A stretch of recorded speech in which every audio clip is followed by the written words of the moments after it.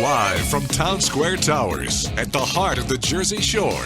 Wake up with Jeremy Grunin. Get up, get out, do something. Join the conversation. 732-505-1160. News Talk Radio WOBM AM 1160 and 1310. Listen online at WOBMAM.com.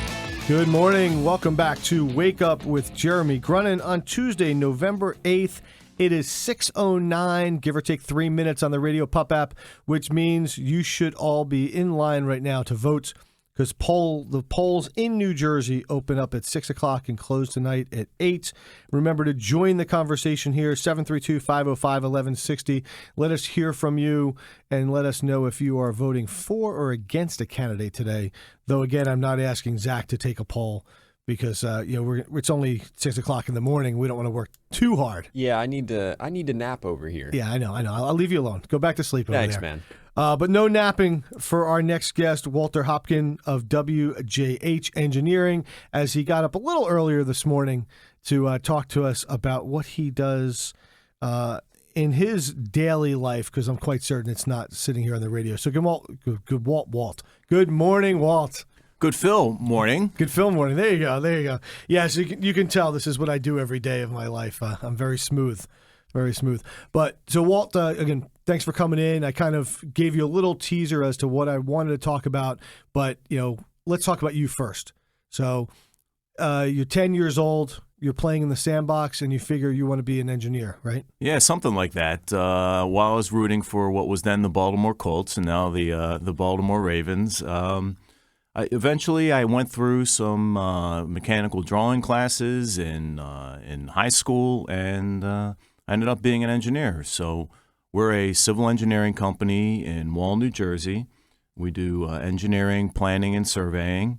And really what we do is we help builders, homeowners, schools, municipalities plan what they want to do with their land. So we start with what they want to do, and ultimately what happens is we have to go to the township's regulations, their zoning laws, to figure out if what they want to do is going to be permitted on the land that they own. Okay, great. I'm going to hold that 1 second because I got to ask the important question. So when the Colts left in the middle of the night, right? And well, actually, no, that was Cleveland that left in the middle of the night and came to Baltimore, right? Well, first the Colts left, went to Indianapolis, and then the Browns came. Yes. Right. Now, did you stay a Colts fan when they went to Indianapolis? No, that was not permitted. Not permitted. No. So who'd you root for then? The Redskins are very close to where I grew up as well, and that was not permitted either. So there was a kind of a period of purgatory that we were in as far as the football world in Maryland. Look at that. And then, Art Modell packs up the Cleveland Browns and moves them down to, Edgar Allan Poe territory. And I know why they're called the Ravens. Yes. And the scary part is, once upon a midnight dreary, while I ponder, weak and weary, over many quaint and curious volumes of forgotten lore. I had to learn that in 8th grade, so I know the Raven, but I won't bore the rest of the listeners. And so they come down and you become a Baltimore Ravens fan. Immediately, yes. Which crushed my Steelers this weekend. It was a bad game. Anyway, let's get back to you. I'm already disappointed.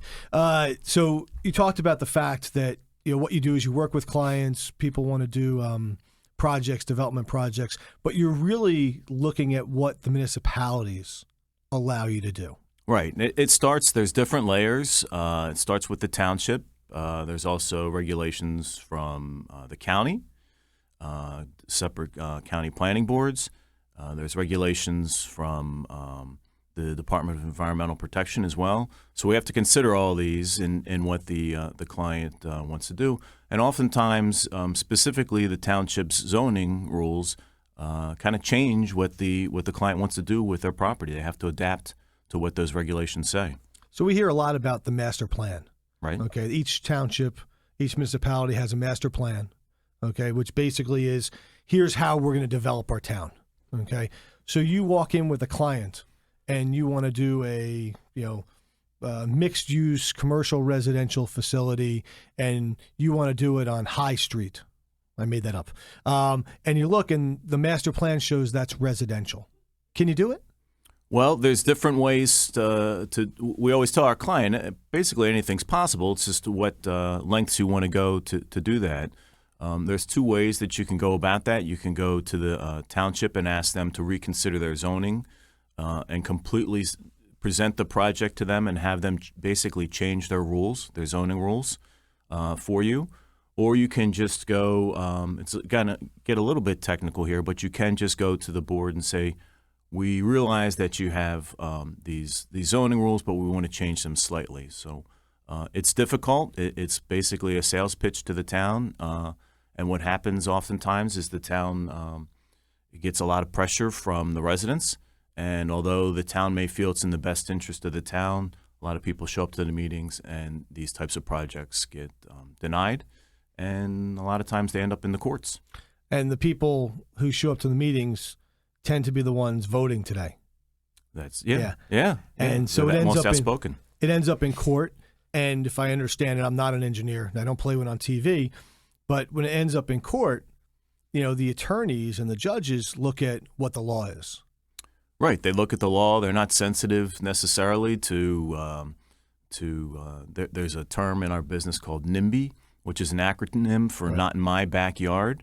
And the judge and the attorneys aren't going to consider that. It really sterilizes the process and just gets down to the law. So it almost sounds like on the local level, when somebody comes in with an application that everybody's in uproar about and they're not real happy with the plan put forward, that if there's a way to come to some consensus on the local level before it ends up in an appeal process, that it's actually a benefit for both the town, the developer, and the residents. Sure, on many different levels. Once it goes into court, everybody's spending money. Right. The developer's spending money. The town is spending money to defend themselves. And oftentimes the residents who are concerned about it have taken up a collection and they're spending money to join in the lawsuit as well.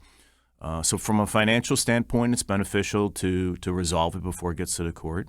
And just from a practical standpoint, once it goes to the court, a lot of the input is lost. The judge isn't going to go to Mr. Jones, who's in this backyard, and say, well, what do you think about if we put some landscaping here or do a berm? They just go to the law. Yeah. One of the things I've never quite understood is a lot of times I see the lower court judges will remand it back to the planning or zoning boards, back to the town, and say, we remand it back, we want you to reconsider, or we believe you were out of line, or there's a real good technical term there, on how you implemented your decision. I never quite understood that, because if they denied it once, why are they going to accept it the next time? Well, the judges, and we've been involved with those types of projects, the judges are very reluctant to take total control of this process. So as we all know, this is a home rule state. Yep. So the judges are very reluctant to really take a side. So they'd rather say, we've seen town, you kind of did some things wrong here. Developer, you kind of did some things wrong here. We'd like you to fix those things, go back and come back with a decision. Okay. We have to go to our first break. When we come back from break, we want to jump into a little bit of affordable housing and how that impacts the town, but really how those decisions come out of state law. Okay. Back in a moment. Stay tuned for Preferred Company with Joel Markell and Marianne Levy at 8. Wake Up with Jeremy Grunin continues next. News Talk Radio WOBM AM 1160 and 1310. Good morning. Welcome back to Wake Up with Jeremy Grunin. I am Phil Brilliant, substituting for Jeremy all week. I should just say Wake Up with Phil Brilliant this week. But you should be up, and you should be getting up, getting out, and voting today. Again, the polls are open from 6 to 8. It is Tuesday, November 8th. It is 6:22. It is chilly out, so make sure you put your light jacket on. I am here with Walter Hopkin of WJH Engineering. When we went to break, we said we're going to talk a little bit about affordable housing. And here in Toms River, a huge topic. It has really been what the Democratic candidate has jumped on and said basically he is, and it makes me laugh because I know just enough to be dangerous about affordable housing. And he said he is going to stop North Dover development. He is going to stop construction of affordable housing. And I chuckle because nobody can stop it. I mean, it's the law. So give us a little background about affordable housing. And I always say COA. They kind of go hand in hand, right? Right. So back in the 70s, there was a court case, and I know a little bit more than enough to be dangerous. Yeah. But back in the 70s, there's a court case that's commonly referred to as a Mount Laurel court case. And in that decision, the courts and the judges decided that every municipality should accommodate every economic level so anybody who has any means can live in any town. Whether you agree with that or disagree with that philosophically, that's now the law, and there's plenty of 30 years plus of case law.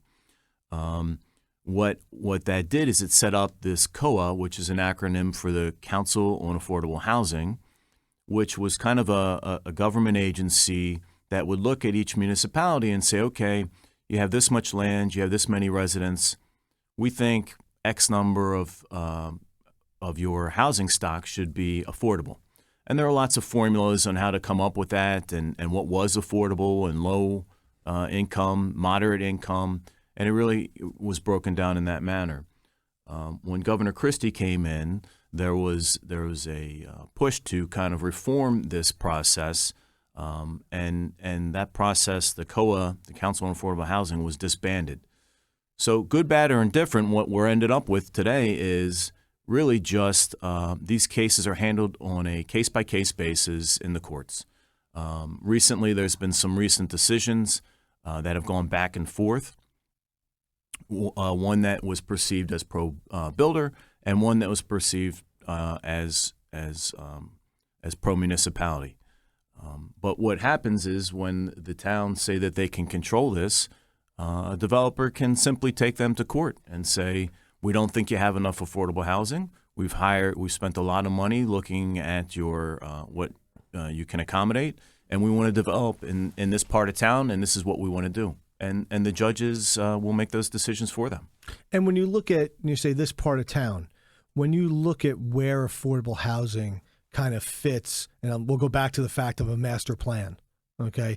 And again, depending upon when the master plan was last updated, it may not necessarily conform with what the requirements may be set forth either by a court decision or by the state itself. So, like when you're looking, I mean, I got to believe you're looking for open space. Well, it depends on the developer, but that is the least expensive, and we're talking about affordable housing. Raw land is the least expensive for them to develop. You'll see up in North Jersey, you'll see more creative mixed-use redevelopment projects using existing buildings. But in our area, in Ocean County, southern Monmouth, you'll see a lot of these affordable housing projects going on in vacant land. Yeah, I mean, because you made the comment, and people need to realize, so open space is a little cheaper, okay? And when you sell a house, or when you come up with your price of what the property is going to be when it's completed, everything that went into that goes into the price. Right. So it's if someone just spent $1 million on a piece of land, they're just not throwing the $1 million out the window. It's part of the 50-lot subdivision that they're putting together, and all that price goes in there. That's correct. And what also happens is because the state dictates what an affordable housing unit can be sold for, the market rate homes kind of subsidize that development. So although the affordable unit is accommodated, it drives up the price of the market rate homes. Yeah. So again, I think, there's been a lot of irate individuals here in Toms River. I think the Democratic side has kind of, jumped on board and said, we're going to control this. They're talking about 1,400 units, I think, between now and 2025. Really not a lot of control there. As you probably hear with the headset, the music is coming on, which means we're going to go to news break now, and we're going to come back after the news. This is like the tough part of radio. You keep breaking it up. And when we come back, we'll continue our conversation on affordable housing, and I want to talk a little bit more about what WJH Engineering does in our community to give back. Back in a moment.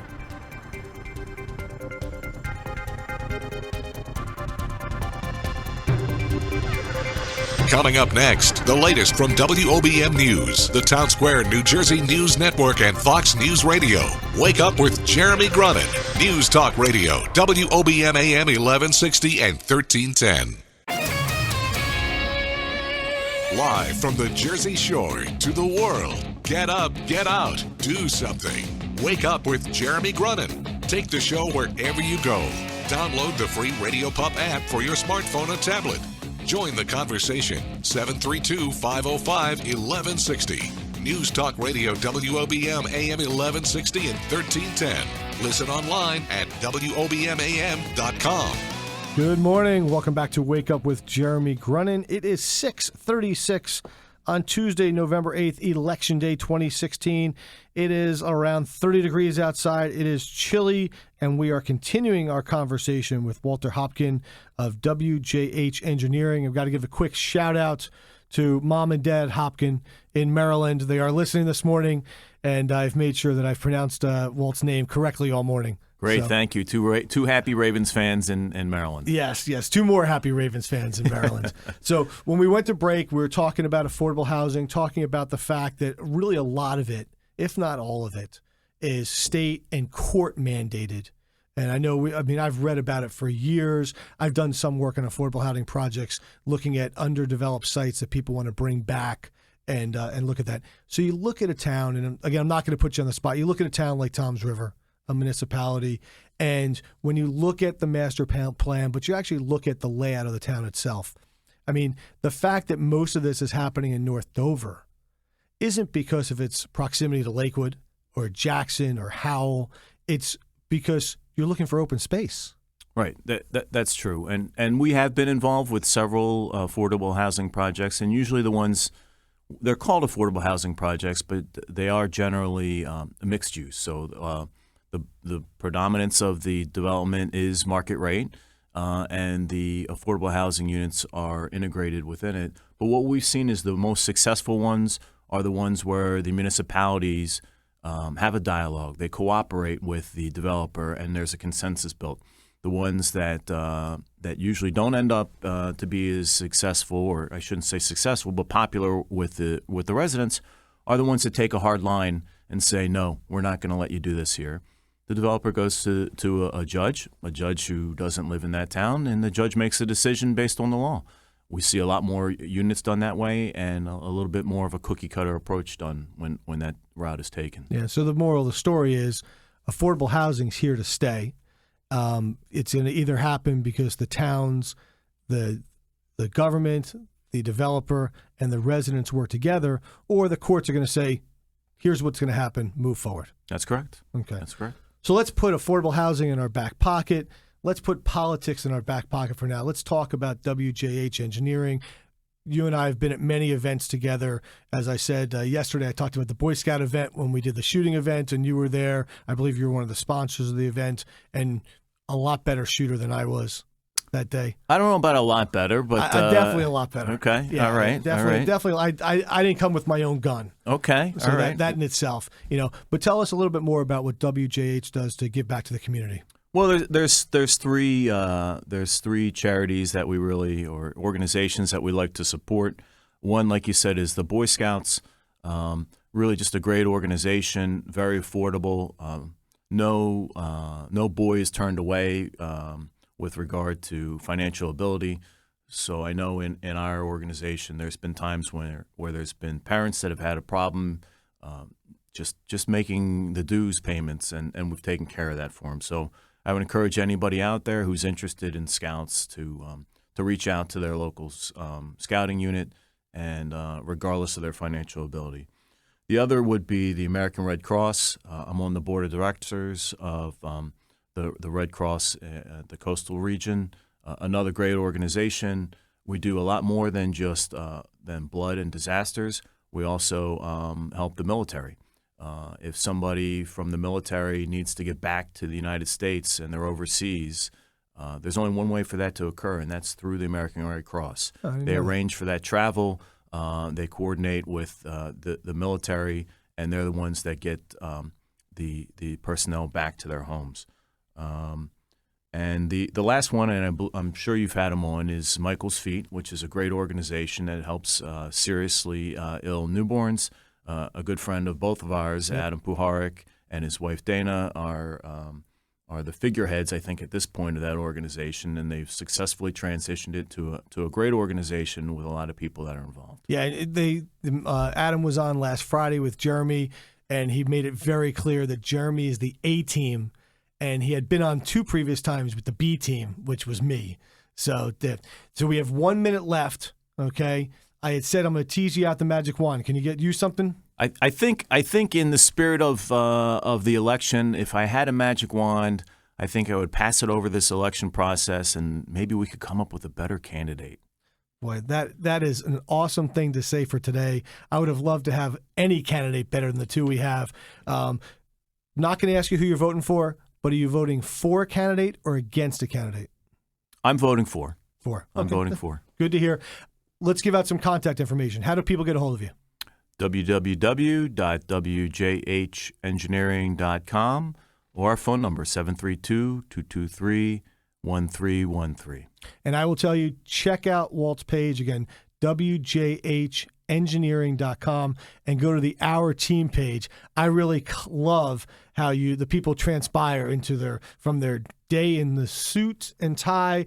And I love Joseph's pitchfork, so he must be a farmer on the side. He is. We like to emphasize that it's not all about work. Yeah, so that's very good. Walt, I appreciate you getting up early with us this morning. Thanks a lot for your insight, and have a great day. Thanks for having me. Back in a moment.